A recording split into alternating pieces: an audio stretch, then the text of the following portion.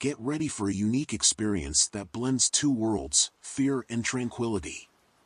In this video, we'll take you on an immersive audio journey where chilling horror stories intertwine with the soothing sound of rain, creating the perfect balance of thrill and calm. Whether you're craving a late-night scare or just want a touch of excitement before bed, this video is your perfect companion. Dim the lights, get cozy, and let the stories unfold. Story 1. It wasn't a girl. In my teenage years, my best friends were Julieta, Camila, Natalia, and me. We were inseparable, not only at school but also outside of it. We spent time together, studied in groups, and, above all, gathered at Julieta's house, the most convenient meeting point for all of us. Julieta lived with her mother, her sister, her niece, and her grandmother in a 3-story house. They occupied the second floor, while the first was rented out, and the third served as a terrace. One morning, during recess, Julieta called us urgently. Her face reflected concern and something else, fear. We sat in a circle on the school's green area, and she began speaking to us in a low voice, as if afraid someone else might hear her. For several nights, something strange has been happening to me. We looked at each other, expectant. Julieta told us that lately, she hadn't been able to sleep. She lay awake in her room, tossing and turning, unable to rest. One of those nights, thirst forced her to leave her room and go to the dining room, where the family kept a small refrigerator with cold drinks. The house was completely silent. She didn't want to make noise and wake her mother or grandmother, so she walked carefully. She opened the fridge, took out her water bottle, and began to drink, standing right in front of the appliance. Then, she saw it. From the corner of her eye, in the dimly lit living room, something caught her attention. Under the faint glow of the streetlights filtering through the window, she distinguished a white, motionless figure. She slowly turned her head. And there it was. A few meters away, in the middle of the living room, stood a little girl.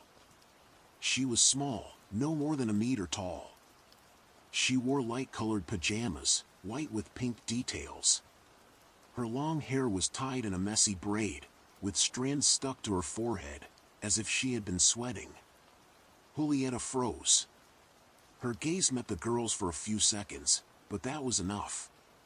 A primal fear took hold of her, the deep terror of prey when facing its predator. Without thinking, she dropped the bottle, letting the water spill onto the floor, and ran back to her room. She slammed the door shut and hid under the blankets, as if they could shield her from what she had just seen. She waited. Nothing. No one in her house woke up from the noise, not her mother, not her grandmother, not her sister. Everything remained in absolute silence. The next morning, she tried to convince herself that maybe her mind had played a trick on her, that her niece, the only child in the house, had gotten up at night and she had simply mistaken her for something else. But the doubt gnawed at her. When everyone was awake, Julieta asked her sister about her niece's white and pink pajamas. What pajamas? Her sister frowned. She pulled from the closet the only pajamas in those colors her daughter owned. They weren't the same. The pajamas of the girl Julieta had seen in the living room were a short-sleeved nightgown with pink details. But her niece's were completely different, a long-sleeved sweatshirt and pants set, in bright pink with white edges and a bear design in the center. A chill ran down Julieta's spine. It couldn't have been her niece. So what the hell had she seen that night? We fell silent. A shiver ran through us when Julieta finished her story. Natalia, wide-eyed and with trembling hands, scolded her for not telling her family sooner. Camila, with a serious expression, asked if anything else had happened recently. Julieta, after a moment of hesitation, nodded. Since that night, she whispered, I haven't gone into the living room after dark. Not alone, not with anyone. But, there was one time, 2 nights ago. She paused. Her breathing was heavier. She looked at each of us with the expression of someone who doesn't want to remember, but can't help it. One night, she continued, I couldn't hold it anymore. My bladder forced me to leave my room to go to the bathroom. She took a longer pause this time, as if reliving the moment. The bathroom is right next to the living room, and there's a small window that connects the hallway to the living room. From there, you can see everything. We shuddered. The mere idea of passing through that area seemed terrifying, but Julieta had no other choice. I walked in complete silence, she continued, with my bedroom light on, leaving the door open, in case I had to run back. I closed my eyes almost completely. I didn't want to see. I didn't want to feel. I didn't want to know. She paused. Her throat moved as she swallowed. I entered the bathroom, and I made it. I was safe. But the worst was yet to come. When I finished, as I washed my hands, my mind was already on the way out, on the window. I didn't want to look. I shouldn't look. She took our hands. Her skin was cold. I took a step toward the door, and I heard it. Her voice cracked. It was a subtle sound, but clear, like when someone lightly scrapes a glass with their nails, like an insistent tapping, sharp. We shivered. I don't know when I did it, but I looked. Julieta lowered her head into her hands. She was there. The image she described made us hold our breath. The girl had her face and hands pressed against the glass. Her pale skin was flattened against it. There was no distance between them. Her eyes were so close to the glass that they looked viscous. And her fingers, Julieta murmured, her fingers drummed against the window, over and over again. There was a long silence. She looked at us with an indescribable expression. The worst part was that I swear she smiled at me. Her voice trembled. I don't know how I got to my room, but when I shut the door, when I hid under the covers, that smile was in my mind. She looked at us again, and this time, her expression was different. I felt mocked, she whispered. As if I had fallen into a trap. As if that thing knew something I didn't. A knot of tension formed between us. By then, it wasn't just Natalia who was utterly terrified. Even Camila, the bravest of us all, had lost her confident demeanor. Her look of disbelief spoke for itself. I, for my part, was caught in a crossroads between fear and fascination. I couldn't say I wasn't scared, but the fact that I wasn't experiencing it firsthand allowed me to maintain a fragile composure. Still, what unsettled me most wasn't the story itself, but Julieta's endurance. How had she managed to bear all of this without telling her family? How could she continue living in that house with that presence lurking in the shadows? Recess ended, and we returned to class, our minds still trapped in what we had just heard. We had 4 long hours before we could go home, but the sense of unease never left us. Every now and then, our eyes met, sharing a silence filled with unanswered questions. Days passed, and in our project methodology class, we were assigned the task of developing the theoretical framework for our graduation research. As usual, we agreed to meet at Julieta's house to work on it that afternoon. After school, we decided to make a quick stop to buy some snacks. Between laughs, we picked ice cream and cookies, unconsciously trying to convince ourselves that it would be just another ordinary afternoon. When we arrived at Julieta's house, her grandmother greeted us with the same warmth as always. She had known us for years, and in a way, she was a grandmother to all of us. She welcomed us tenderly and offered us lunch, an offer we gladly accepted. We moved to the dining table, chatting about trivial things. That's when I noticed it. Julieta had a distant look, lost in time and space, fixed on a point beyond the dining room. Her eyes were locked on the living room, on the very spot where she had seen the girl. In that instant, I understood what was going through her mind. A sharp pang of anxiety shot through me, and almost without thinking, I reached out and took her hand. I squeezed it gently, a silent attempt to offer support. Julieta blinked and turned her face toward me. Her expression was a mixture of gratitude and distress, as if simply being there was an unbearable weight. I understood. Of course, I understood. It was at that moment that a chill ran down my spine. Suddenly, I became aware of where we were. Of the walls surrounding us. Of the light streaming through the windows. Of the door leading to the living room. Of Julieta's story and the presence that inhabited that house. I swallowed hard and turned my gaze back to my plate, trying to push away the dark thoughts creeping into my mind. I just hoped nothing bad would happen that day. We finished lunch, washed our dishes and utensils, and headed to Julieta's room. There, as always, we settled around her desk, ready to focus on our research. However, the feeling of unease lingered. That was when Julieta's grandmother knocked on the door and peeked in to tell us she was going to pick up Julieta's niece from school and would be back soon. We said goodbye normally, but as soon as her figure disappeared through the front door, the awareness of our solitude settled over us like a heavy shadow. The house was empty. There was no one else. We exchanged glances, and it was Camila who broke the silence with a sensible warning. We needed to focus. We tried, and for a while, it worked. More than half an hour of peace passed before something shattered that fragile balance. A faint tapping. Weak, but clear. Coming from the bedroom window. We turned our heads in unison toward the sound and then looked at Julieta. She frowned and, in a firm voice, asked Camila to accompany her. Camila, without hesitation, got up and pulled the curtain aside. Nothing. There was nothing there. But the silence that followed was no relief. Suddenly, louder, more insistent knocks. This time, from the adjacent wall. Who sleeps there? I asked. Julieta looked at me with a grim expression. No one. That room is empty. My dad only uses it when he visits, but that hardly ever happens. Possibilities swirled in my mind. Had someone broken in? Was Julieta's niece playing a prank?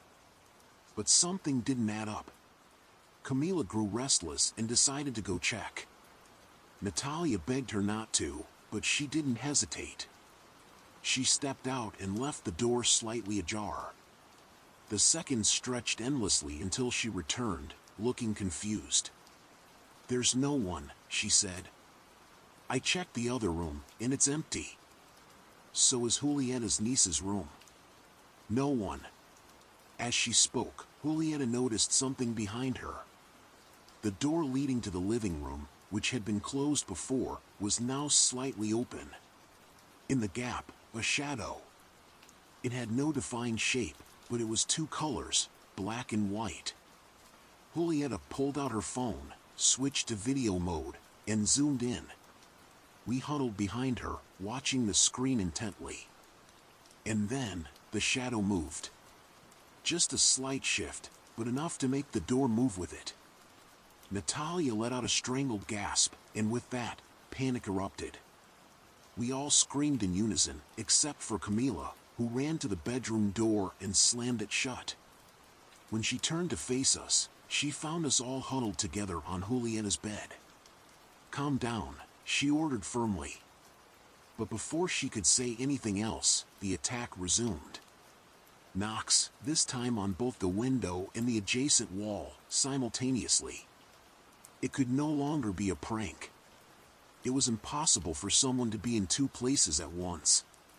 It was impossible, at least for a human being. Natalia broke into sobs. I want to get out of here. I glanced at my phone. It was 5 in the afternoon. I had to leave too, but the thought of stepping out of that room paralyzed me. We decided to stop working and turn on the TV for distraction.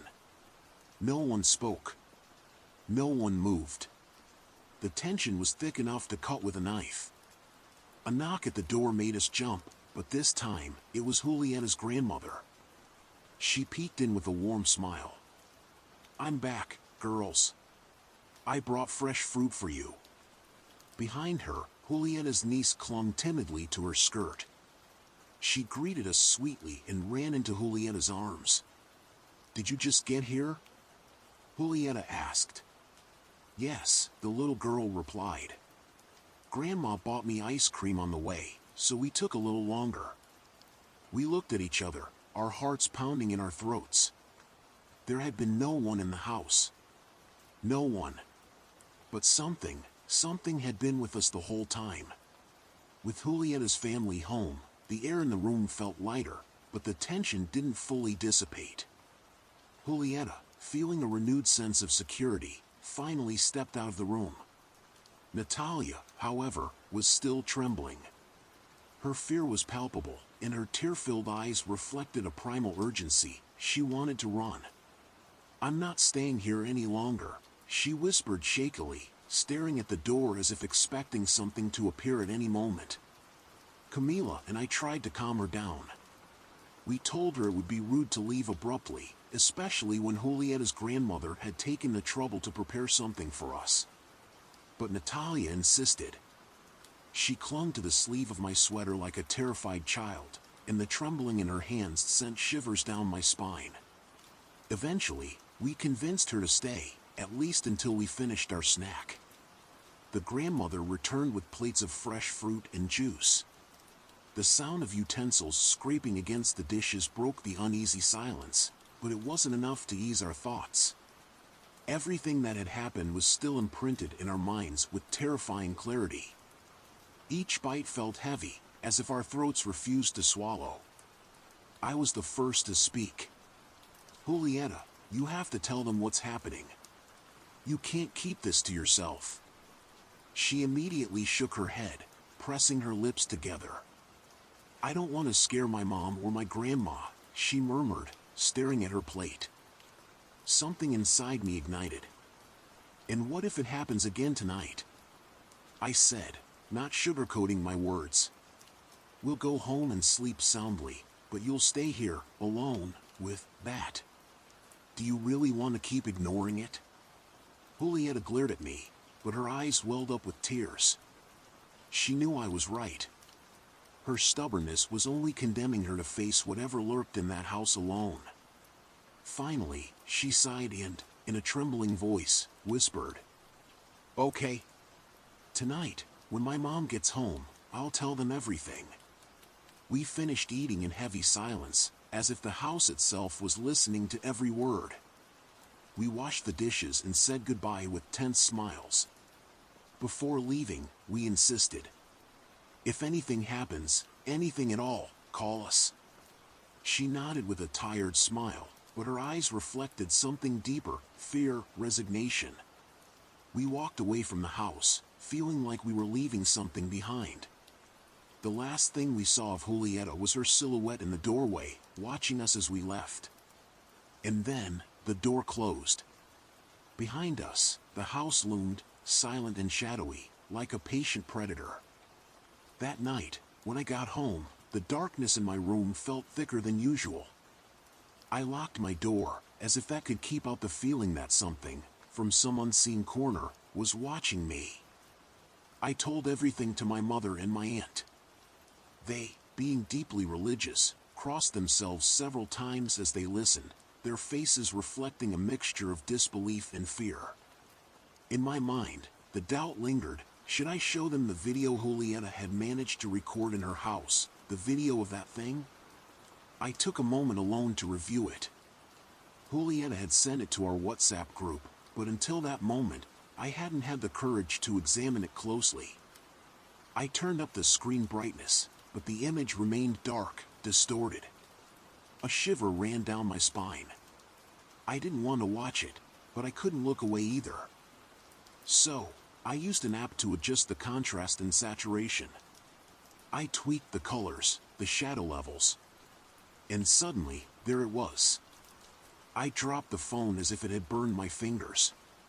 The screen had revealed what was once hidden in the darkness: a gray face, with features that might have seemed feminine, but weren't human. Not entirely. The withered skin, deeply wrinkled on the forehead and around the eyes of a bluish-gray hue that seemed to sink into the very darkness. And that smile. It was the same one Julieta had seen that night. The smile that had paralyzed her, the one that stretched too far, too wide, as if that thing's lips were about to tear apart. It was not a child. It was not human. A disguise, a crude attempt to appear harmless, but in its imperfection, it revealed its true nature. Trembling, I sent the modified video to the group. Look closely, tell me you see it. The blue ticks appeared almost immediately. Messages from Natalia and Camila flooded the conversation. What the hell is that? Oh my God. That can't be real. But Julieta didn't reply. Not that night, nor in the days that followed. She wasn't online, or maybe she had decided to distance herself from all of this, as if ignoring it would make it disappear. I took my phone and went to my mother. First, I showed her the original video, the one Julieta had recorded without modifications. She barely watched a few seconds before looking away, her expression twisting into a grimace of horror. Delete that right now, she demanded with a trembling voice. That could bring bad things into this house. You shouldn't have seen it, or kept it. Without arguing, I deleted it in front of her. But a thought pulsed in my mind, the modified video, I hadn't shown that one yet. That night, I tried to sleep, but every time I closed my eyes, she appeared again. Her face twisted in my mind, her smile stretching wider and wider, turning into a grotesque grimace, an aberration of the human form. I would jolt awake, gasping, feeling the cold sweat clinging to my skin. I lay still, staring at the ceiling for hours, my phone beside me, the temptation to watch the video growing inside me like poison. My mother was right. I shouldn't keep this up. On the third night, I deleted it. I can't say if I slept better after that, but at least I no longer had the excuse to open my gallery and relive it. The video was gone, lost in space and time. But not from my memory. 11 years have passed since that night. I'm 26 now, and I still remember it with terrifying clarity. Especially because I know what happened next, in Julieta's house. Story 2. What I found inside terrifies me. Hi all, I need to share something that's been seriously messing with my head. I don't know what to make of it, and I could really use some advice. A little over a week ago, I moved into a new house with my wife and kids. We spent the first few days setting everything up, furniture, electronics, and handling some repairs. When I bought the place, I noticed that the backyard garden was overgrown, and there was an old storage shed that was locked. No keys, no explanation. I figured I'd check it out later. 2 days after we settled in, I finally decided to deal with the shed. Since I had no way of opening it, I broke the lock. Inside, I found a bunch of random stuff, some Japanese vintage wine bottles, a map, a guitar, a piano, paintings, Pokemon cards, maybe valuable, and a folder full of CDs. It all looked like someone's old personal collection, nothing too unusual. Then I got curious about the CDs. Most of them had stuff written on them in a language I couldn't recognize, and none had labels. I have a portable CD player, so I figured I'd check them out. I cleaned a few and started playing them. At first, it was normal home video stuff, birthday parties, family gatherings, random events.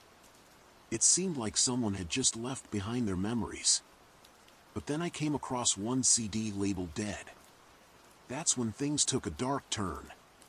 I put it in, and immediately, I regretted it. The video that played was horrifying.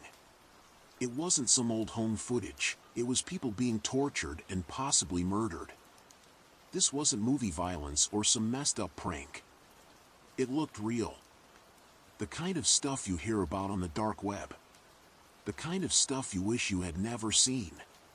I turned it off immediately, but now I'm stuck with a million questions. Who left this here? Was it the previous owner? A squatter? Someone trying to hide something? What I know about red rooms and the dark web. I've heard about red rooms before, supposedly live-streamed torture and execution sites where people pay in cryptocurrency to watch or even make requests. While some say they're just a myth or a hoax, there are real violent videos circulating in hidden corners of the internet. Whether or not true red rooms exist, what I saw on that CD was worse than anything I ever imagined. Now I don't know what to do. I have a few options, but I don't want to make the wrong move. I can't keep or share this. Just having this kind of content could get me into serious legal trouble. I feel like I need to report this. If this is real, then someone out there might have actually suffered, and it needs to be investigated. I don't want to watch more. I already saw more than enough, and I don't want those images in my head forever. I should check the shed again.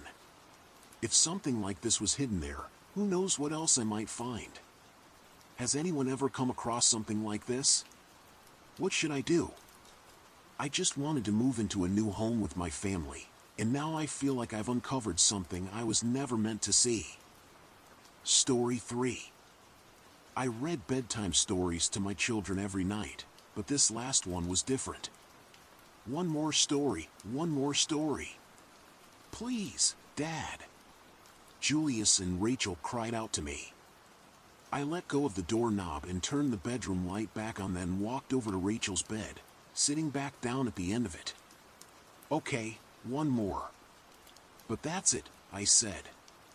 I never understood children and their drug-like addiction to scaring the hell out of themselves. My children, Julius and Rachel, love scary stories. They can't sleep without hearing a few. I had just finished reading 3 of them. One was about a ghost, another about a vampire, and then a story about a house cat who could transform into a lion and devour its enemies whenever it pleased. No, not that one, Dad. We want that one over there, Rachel said, pointing to the closet. I opened the closet to find a book on a counter.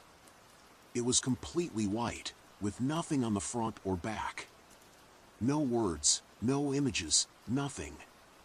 I thumbed through its pages and forced a breath through my nostrils. Honey? I said, still looking through the book. There's nothing here. Where'd you get this anyway? I don't know. Julius brought it home. Okay, well, nothing to read here.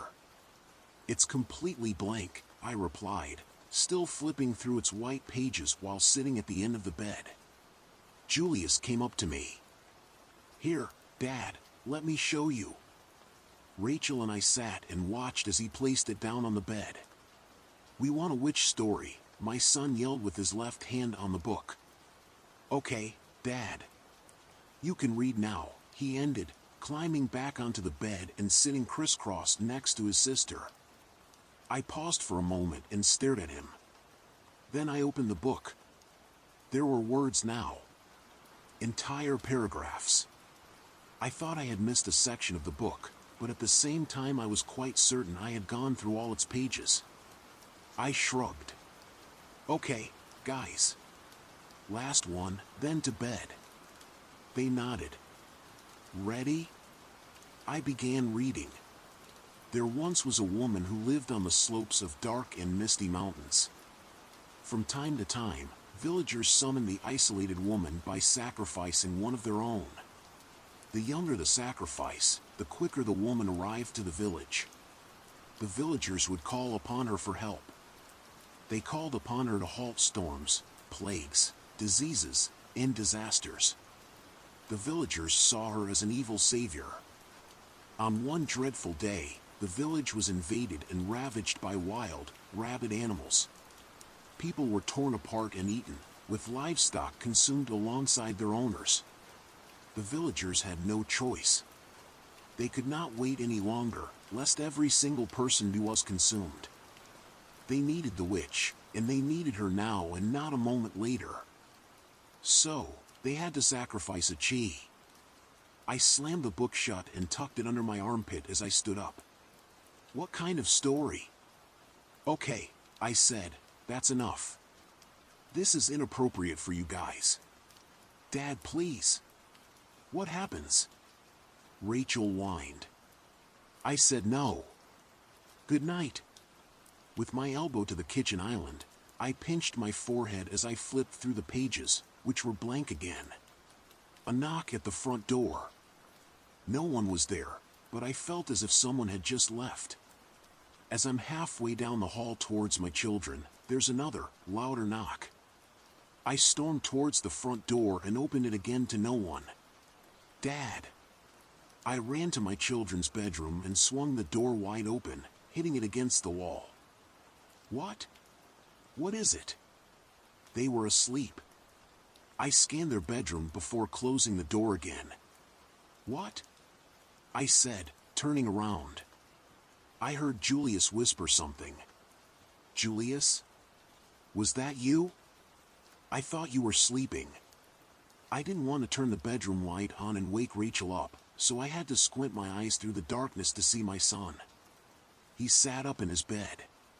Dad, he whispered, gesturing with his hand for me to come closer to him. What is it? He paused, poking his head out to see the hallway behind me. I looked back at it too. Dad, he began, she said we're not safe here. Who said that? He poked his tiny head from his bed again to look behind me and down the hallway, at the end of which is the front door of the house. She said someone is coming for us, he whispered. And she said we can only stop her if we give her something. I'm sure that my face had turned whiter than that book when I heard that. There was another knock at the front door. See. Julius put his blanket over his head. They're here. Can we please ask her for help, Dad? Please. What are you talking about, Julius? Call who for help? I knew who he was talking about, but I didn't want to believe that this awful tale I read to my children was now our reality. But I wanted to live. I turned to the hallway. I eyed the front door as it shook at the banging. Then I looked back over my shoulder, at my son. I knew what I had to do. Story 4. Something is wrong with my cat. I cannot remember the last time he blinked. Series. I got a new kitten a month ago. I wasn't planning on getting a cat because, honestly, I'm really horrible at taking care of things, including myself. I'd always wanted one, but, considering I forget to brush my teeth for days, I didn't think I'd be the best cat parent. Well, last month a mate of mine fell into some debt over a passing relative and he could no longer take care of his cat and her recently born litter. Some people from our friend group took in 2 kittens, some none, and I, eventually, agreed to take the last one. He was the run of the litter, not even close in size to the other ones, but he had the most beautiful orange fur and the cutest little face. I couldn't help myself. Anyway, I took him home and thought he would be scared of the new environment and me. Turns out, he was also the bravest little kitten, because he took the house and me almost immediately. The second he was out of his carrier, he was running around the living room with his tail straight out, yowling happily from every new corner and hiding place he found. I also was soft for him immediately. I called him Fonta Pants. Fonta for short. Fonta and I had the best first 2 weeks together. I managed to harness train him in days and took him on my morning and midnight walks around the neighborhood. He became quick friends with the neighbor's Pomeranian, Puff, and they started playing together in the front yards and driveways, with my supervision of course. He learned the outlay of the house so well that he started playing hide and seek with me. While that freaked me out the first couple times, it soon became almost ritual for us to play it once every day, just about before dinner. I felt myself slowly becoming happier than before, which isn't much of an achievement for me and my long-term depression disorder, but, for once, I didn't feel alone. I'm not one to believe in these things, but I almost felt like I found a soulmate. He even sat on my chest and comforted me all night on the anniversary of my wife's passing. It was like he knew and understood, and I felt all the better with him. It all seemed too good to be true. Turns out, it was. 2 weeks ago, exactly 2 weeks now, actually, something changed. I woke up and Fonda wasn't lying on the pillow next to me, snoring away softly while waiting for me to wake up. Instead, I noticed him sitting by the bedroom door, staring at me intensely and with no movement. His tail wasn't wagging nor straight up, his eyes were round and wide but not bright with the joy of day, and he seemed odd. It took a couple minutes of me staring back at him and observing to realize that he wasn't blinking. At all. I jumped out of bed in concern and went to check on him, but he walked off, strangely casually, to the living room downstairs. I followed him and watched him as he jumped up to the top of his cat tree and, again, sat still, staring out the window at the yard. I snuck up slowly and tried to pet his back, from which he shifted away, and then I watched his eyes, waiting for a blink, a twitch, anything. Nothing. I called out of work sick that day. I managed to catch him and get him in his carrier, and we went off to the vet. The whole time we were in with her, I was sweating, scared that he'd caught some type of disease and he was going to die, or that I'd failed him and let him get poisoned from something, or even that Puff had done something. No, none of that. The vet said he was all healthy, nothing looked off, and that he was probably stressed out about something. That didn't seem right to me, but what did I know?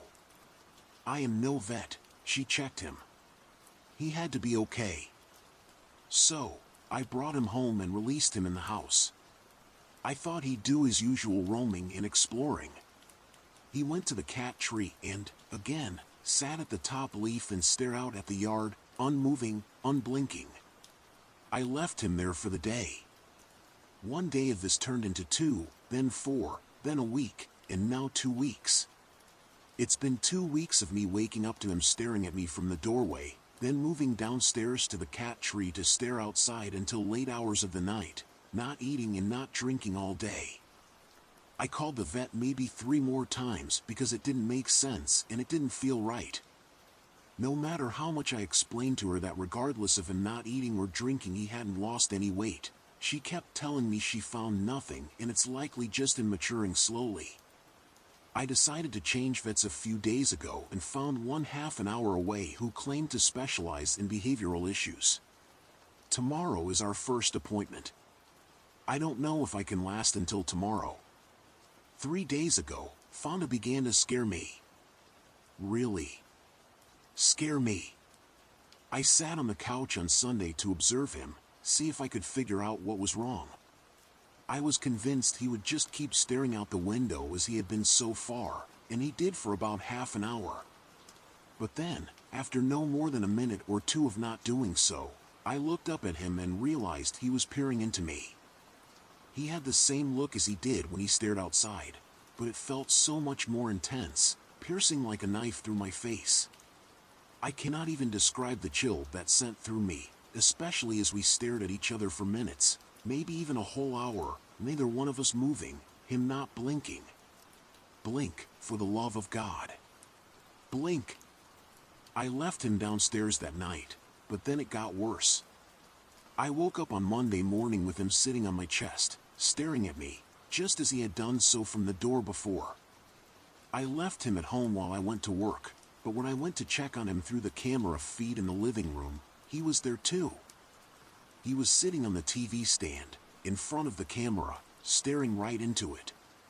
Into me. He didn't even understand what that camera was before all this started. Then he was staring at me in the bathroom as I showered, sitting on the toilet lid. Then on the dining room table. I closed my bedroom door that night. On Tuesday morning, he was on my chest again. The door was still closed. I had no clue how he'd gotten in there. I locked him in the spare bedroom before I left for work. When I came back home, he was waiting for me by the front door. The bedroom door was still closed and fully locked. The third time I left him in the bathroom with the living room camera moved there. I sat on the couch, turned on the live feed on my phone, and just watched. I watched for hours and hours as he just sat there, right in front of the camera, staring back at me. He couldn't have actually been watching me, but it felt like he was. It felt like he could see me more than I saw him. I must have fallen asleep at some point without realizing because I woke up in the middle of the night. The room was pitch black and I could only see the light of my phone screen along with a low battery message. I sat up and dismissed the message, only to realize Fanta was not in frame anymore. He wasn't in the bathroom. I freaked out and frantically looked around, trying to spot him in the darkness. I didn't see him on the couch, or on the table, or even on the cat tree. I ran to the light switch and flipped it on, but it took a few seconds for my vision to adjust. And then, I finally spotted him. He was sitting where I had just been laying on the couch, wide eyes on me. Staring. How can this be possible? I left the house. I went to my car and that is where I have been this whole time. It's currently 12:49 p.m., and I didn't turn up to work. I spent the first few hours here trying not to fall asleep out of fear that he would somehow break his way in here. When the sun rose, I finally turned my phone back on with the charger in the car and tried to research. I looked up everything. Why is my cat not blinking? Why is my cat just staring at me? Why won't my cat eat or drink anything? Why is my cat acting weird? Can a cat be possessed? I believe by the end of it I might have gotten delirious. I'm not sure though because, at some time around 10 a.m., I had fallen asleep again. I woke up maybe 15 minutes ago. He's here. He's in the car. He's sitting in the middle of the back seat, staring at me through the rearview mirror. His eyes aren't the right color. They're green like before, yes, but they're not right. Not the right green. I have run out of options. I don't know what to do. I feel like if I close my eyes for longer than a few seconds, something horrible will happen. I'm watching him now through the mirror, too. Our eyes are locked, and I'm relying on autocorrect to assure what I'm writing is correct. His eyes are almost human. They move up and down quickly, minimally enough that if I wasn't staring, I wouldn't notice. He's moving now. He's coming to the front seat. I'm slowly losing sight of him in the mirror. Shit. I can't stay here any longer. I just escaped the car with a single gash on my arm. Fanta is inside, and he's entirely feral. He's running back and forth between the front and back seat, completely destroying my car. The filling of the seats from underneath the leather is flying, and I'm honestly scared his force is going to shatter the windows. He's bigger. Much, much bigger. But, as long as I watch him, he can't sneak up on me. He can't. The only times he got close, without in the car, were when I wasn't watching him. So, I will stare at him now. I will keep staring, and I will call the police, or animal control, or whoever can deal with this creature, and watch. He still hasn't blinked. Story 5. My career in politics was the biggest mistake I ever made. When you see the news stories, you'll imagine that I am a heartless psychopath. But it was never supposed to go like this. I will be gone soon. I can't live with what I've done. I can't live with the contents of the box sitting next to me, and I can't stand another second of the muffled screams and sobs coming from the basement. But I must tell my side of the story, at the very least to warn others so they can avoid my mistakes. I'll skip past my perfectly average middle-class childhood, my promising early medical career, and the bureaucratic labyrinth that killed my father and drove me into politics. No doubt you'll be able to read a thorough accounting of those in many newspapers soon. They'll try to paint me as a heartless villain. And how could you miss the signs? Maybe they'll point to when I bullied Anthony Gerard in middle school, or when I seemed serenely calm the first time I watched someone die in the ER, or when I barely shed a tear at my father's funeral, probably a combination of all of those and more.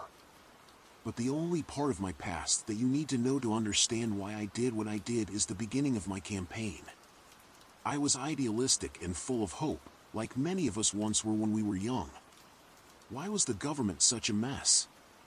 If I could get elected, maybe I couldn't fix everything, but I could get the wheels moving. I could inspire people and maybe one day get others who shared my values elected as well, and we could actually significantly change things for the better. That was the dream, and it was so close.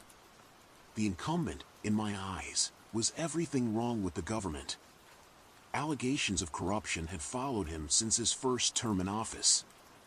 He spent more time rubbing elbows in Washington than paying attention to what his constituents desperately needed. Our district was dying one plant closure at a time while all he cared about was his political power growing. And yet, even with all of that, he was 10 points ahead in the polls with 3 months to go until the election. You have to understand, my future wasn't the only thing slipping away. The future of our district was hanging on the line. The only thing that could propel me ahead and ensure my win was a huge advertising push in the range of millions of dollars. But no one was going to risk that kind of money on a no-name with an unproven record in an unimportant district. That's what I thought, anyways. So when he came knocking, it seemed like a gift from the universe. How utterly wrong I was. He came into my campaign office one Tuesday evening. He looked like a banker, slightly taller than average, wearing an expensive gray suit with a dark red tie. The only thing that I could tell you really differentiated him was his smile. It was a beautiful, charming smile, but it didn't quite reach his eyes. It was the smile of a predator eyeing his next meal. He asked how much I needed to win the election, and I responded that I thought could do it with $5 million. He asked how sure I was, and I said 90%. He slid a check for $7 million onto the table and asked if that could get me to 100%. I could only stare and nod dumbfoundedly. The deal was simple. In exchange for the money, I would simply have to vote the way my mysterious benefactor wanted on a handful of bills in my first term. He promised that they would ask for my vote in no more than 10% of the motions that occurred, and that I could feel free to terminate the deal after the first term, as long as I didn't need his money for my re-election campaign, which he already promised to furnish. I know it sounds evil and hypocritical, the exact type of corruption I so passionately was campaigning against. But I was out of option. 90% of votes would still be mine, and I would be free of them in my second term onwards. My team made good use of the money, showcasing my platform and how it would help the district, attack ads on the incumbent, press events, rallies, everything you could think of. Finally, election night was upon us. The polls in the previous week showed us as the favorites, but it was going to be close. My team sat in front of the television with nervous anticipation as the votes came rolling in. Wave after wave of precinct results came in. I was ahead, then he was, then me again.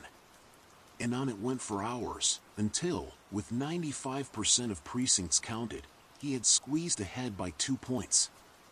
There was no path to victory for me anymore. Tears were shed between my team and I, but we all went home knowing that we had tried our best.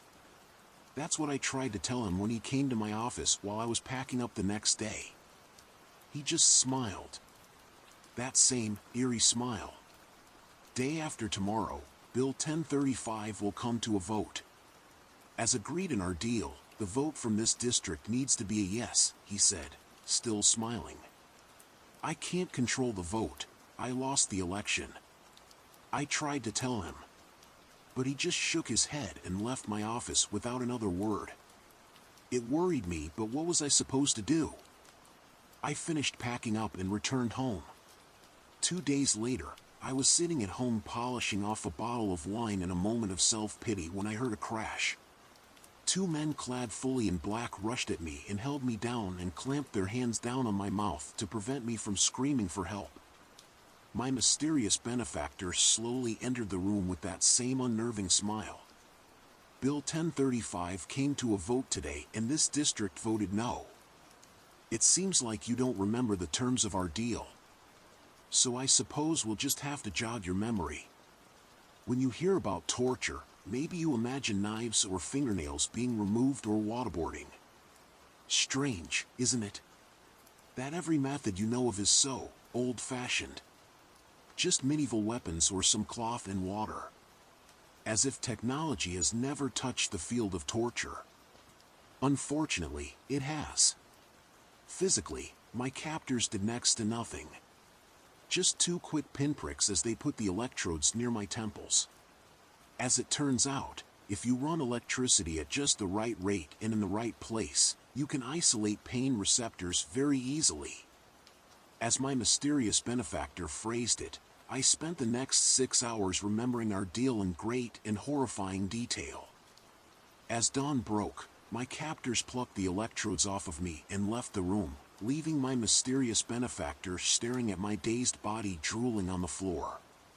Bill 1051 will come to a vote in approximately 2 weeks. As agreed in our deal, the vote from this district needs to be a no, he said, and then left my house. I thought through all my options. Lobbying, starting a protest against the bill, paying the incumbent off. But I didn't have the cash, and 2 weeks was too little time.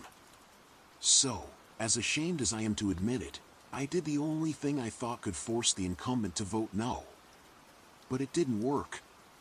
He didn't believe me, or maybe the message didn't get to him. And so my mysterious benefactor was back last night.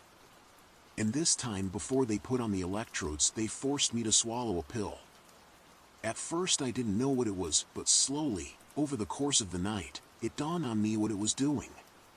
My mind wasn't processing time correctly. Minutes seemed like hours, and my night of torture seemed like a month or more. Can you imagine it? A month of non-stop pain. And perhaps you think you'd get used to it, get numb to it. But they had thought of that too, the clever bastards. The first hour would seem like a searing pain, like a poker had been put in your eye. Then it would switch to a cutting feeling, as if your body had been lanced by thousands of large needles. And so on, it would alternate to a new type of pain right when you had finally started to get numb to the old one.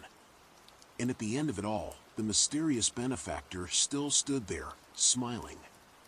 Bill 1065 will come to a vote in 4 days. As agreed in our deal, the vote from this district needs to be a yes, he said before leaving. I hope you can see now why I did what I did. I had to make sure the incumbent got the message this time. I had to make sure he knew I was serious. So the message this time will arrive in the box next to me. The box that contains his daughter's finger. Story 6. Find yourself in a body that is not your own? Do not let their family know you are afraid. Series. I just want to start by saying I am sorry. If you find yourself in a situation like what I am about to describe, I can't offer much comfort. Only a resolution. You can skip to the end if you feel so inclined. But I don't think you'll be able to stomach it. Not yet. I need you to see what I've seen to understand. For those of you who aren't in this situation, congrats. Just pray to whatever God you believe in that it stays that way. That is one of the horrors of this predicament. From what I can tell, it either happens or it doesn't. And the way out isn't easy. I was 12 years old when I started seeing my other parents. Years of therapy have tried, and failed, to convince me it never happened. Some figment of my imagination or symptom of repressed trauma. I wish it were that simple. I know you're probably wondering what I mean by other parents. Well, my real parents are as suburban as they come. Dad works a 9 to 5. Mom works hard making our house a home. As for me, I was a pretty shy kid. This resulted in a pretty virtual existence. Books, video games, and message boards were my social circle. I spent most nights retreating to my room for a wild night of Halo with the boys being my cousin and some random dude we befriended in a COD lobby. The night I met my other parents started on a night just like that. I wish I could say I should have seen it coming. Some prophetic dream or dark omen. Nope. Nothing remarkable about that day. Nothing out of place. No warning. I came home from school just like any other day. I finished dinner and made my way up the creaky stairs to my bedroom. A faint buzzing sensation. A flicker of light. I was someplace else. The smell hit me first, that new house smell you notice when stepping into a friend's home for the first time. Moments later, my eyes adjusted. I was sitting at a large white table. A half-eaten bowl of food sat in front of me. Before I could register anything else, they caught my attention. A man sat to my left. A woman to my right. A sound escaped me before the shock settled in. The couple glanced in my direction. The comfy scene I stepped into suddenly became very tense. The woman wore a concerned look and uttered something at me. The language was very alien, how I would imagine English would sound if I had heard it for the first time. If I had to guess, it was a remark of concern regarding my sudden tenseness. I didn't know how to respond.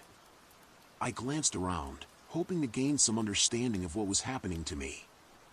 That's when I noticed just how surreal the room was. Despite the circumstances, the sight sounded fairly ordinary. A boy sitting at a dinner table with who I assumed were his parents. I was doing the same about 10 minutes earlier in my own home. Only, the furniture was different. Everything was varying shades of glaring white. The walls and cabinets bent and swayed at odd angles. Trinkets and appliances littered the scene. I couldn't make out the function of any of it. At a glance, everything looked normal.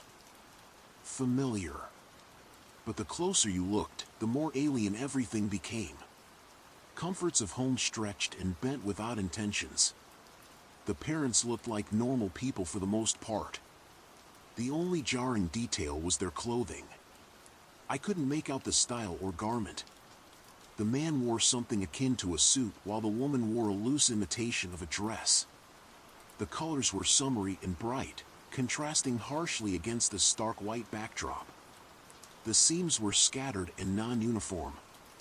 Buckles and zipper-like decals adorned both outfits. The man lowered his utensils and uttered something with a raised eyebrow. It wasn't a warm or concerned remark like his counterpart had shot me a moment ago. It was cold. Inquisitive. Only a few moments passed, but the tense presence of the strangers made it feel like eternity. I had to say something. All I could muster was a faint, sorry, where? Before I could get the words out, I froze. That wasn't my voice.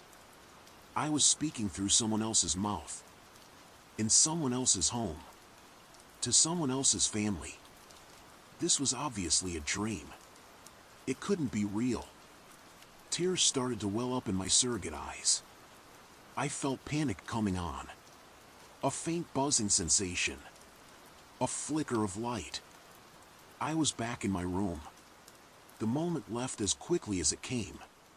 The final image of my unwelcome stay in that stark white dining room burned into my mind. Mid-panic, I caught a glimpse of the parents' expressions. It wasn't confusion or concern. Any hint of that was gone. They were smiling. Smiling at each other. It wasn't a joyful smile. Their lips curled, stretching too wide. A hunger glimmered in their eyes. An anticipation of something. Something I fear would have been very apparent had I stayed a moment longer. I took a shaky sigh of relief. I felt thankful to be back in my room. In my own body. For a moment, I hoped to forget all about it. Bury it deep behind a wall of virtual comfort. After all, it couldn't happen. Before I could finish the thought, I noticed something. Something was off. Yes, I was back in my room. But I wasn't in the same position as when I left. And my room was different too. Someone did this. I did this. The white room. The parents. It wasn't just a dream. It happened. I was in some kid's home, sharing dinner with his creepy parents. And worse, the other kid was here. In my room. In my body. Subscribe to the channel to watch stories like this. See you later.